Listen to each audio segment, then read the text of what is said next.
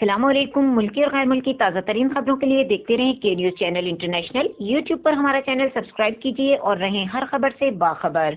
خبر شامل کرتے ہیں تانلیہ والا سے، جہاں اسسٹنٹ کمشنر آفس میں ڈولفن پولیس کی تعیناتی کے حوالے سے اسسٹنٹ کمشنر آفس میں افتتاحی تقریب منعقد ہوئی، جس میں صوبائی و پارلیمانی سیکرٹری چودھری عادل پرویز گجر اور رائے تنویر نے بطور مہمان خصوصی شرکت کی۔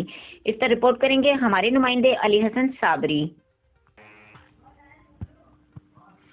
تانلیہ والا میں ڈولفن فورس کی تعیناتی کے حوالہ سے افتتاحی تقریب منعقد کی گئی۔ تقریب میں assistant commissioner Noman Ali, S P Saddar Rana Muhammad Ashraf, D S P Tandlianwala Nasir Mushtaq, D S P Samundri Nazar Abbas, circle کے S H Os, P T I کارکنان اور شہریوں کی کثیر تعداد نے شرکت کی۔ تقریب میں ایم پی عادل پرویز گجر، ایس پی رانا اشرف اور اے سی نعمان علی ڈوگر نے خطاب کیے۔ ایم پی عادل پرویز گجر نے اسسٹنٹ کمشنر نعمان علی ڈوگر، ایس پی رانا محمد اشرف و دیگر کے ہمراہ ڈولفن فورس کا افتتاح کر کے دعا کی۔ تقریب میں ڈولفن فورس کی تعیناتی پر شہریوں نے ڈولفن فورس زندہ باد کے نعرے بھی لگائے۔